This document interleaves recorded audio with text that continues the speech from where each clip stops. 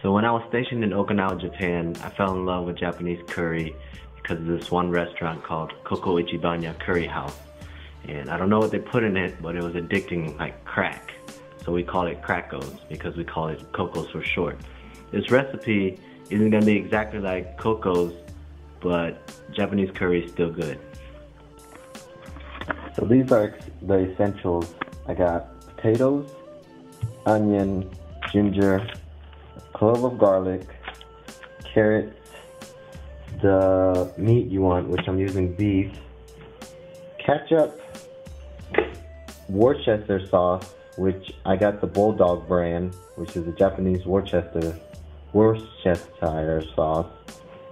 But you can use any Worcestershire sauce or soy sauce if you don't have it. And dark chocolate.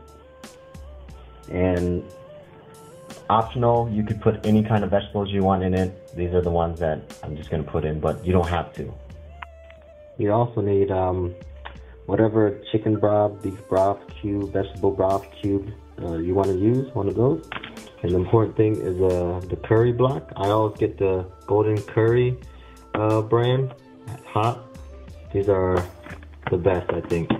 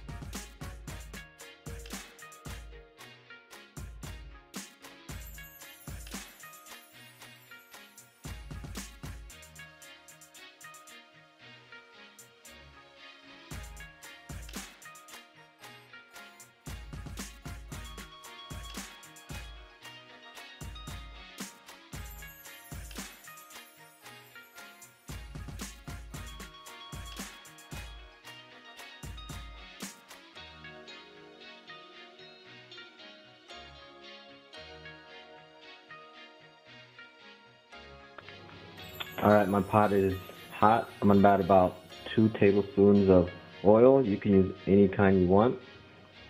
Olive oil works good too. And then go ahead and add your ginger and garlic. Add the onions.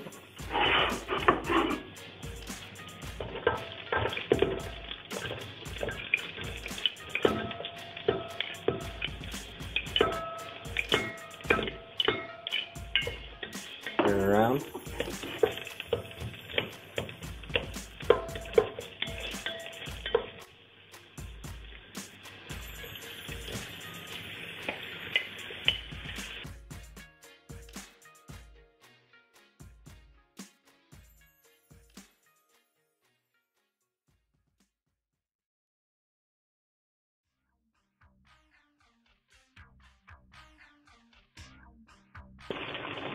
Add enough water just to barely cover everything, barely. Because if you put too much, then it'll turn into soup.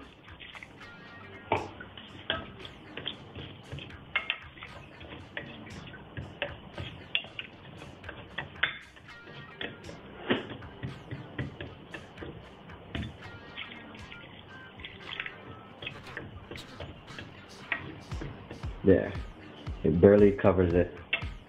Turn your heat on high. Take that chicken broth or beef broth or vegetable broth cube. Mash it up, put it in there.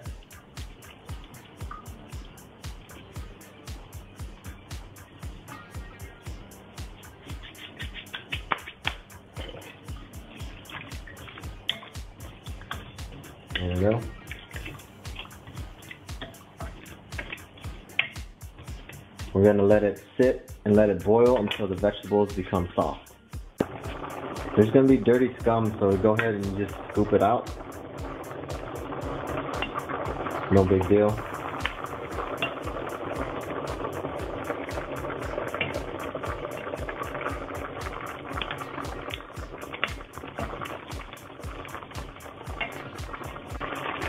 So it's been about 30 to 40 minutes, and I believe everything should be soft by now. To test it out, you take a potato or a carrot, take a chopstick or a shish kebab stick, and if it takes very light pressure to poke a hole, then your potato and your carrots are done. I wasn't even pressing that hard. Alright. After that, once you find out everything is smooth, just turn it down to a simmer, about medium heat. Once you get it to a simmer, go ahead and add that curry.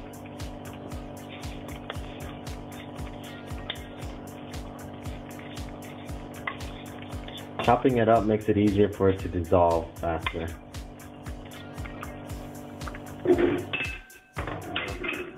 You're just gonna have to wait until the broth thickens and everything dissolves, and then we'll add the rest.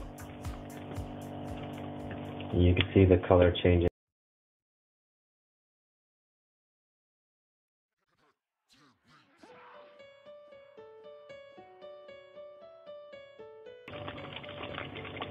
Once everything dissolves, as you can see, it gets thicker. This is a good consistency right now.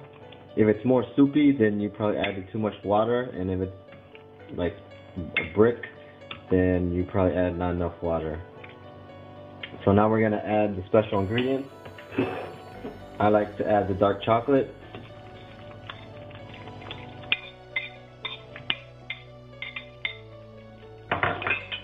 We let that dissolve. It changes the color a little bit, and it adds a little sweetness to it.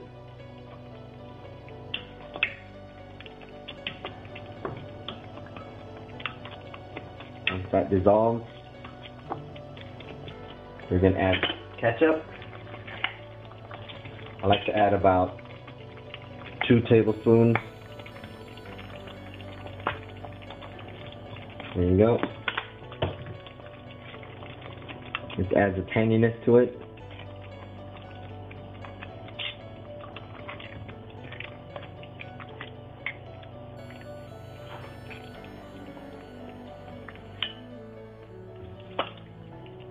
And I like to add about 1 to 2 tablespoons of that Bulldog Worcestershire sauce.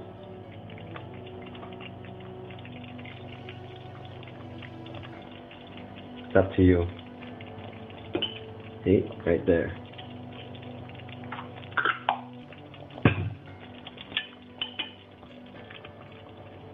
Stir it around, and once everything's mixed and dissolved, you are done. Go ahead and taste it, and maybe add whatever you want if it's not tasting right, but it should be perfect right here. So here it is. I know it doesn't look that good, but trust me, it tastes good. So this is how I serve it. Just take a scoop, put it next to the rice on the plate.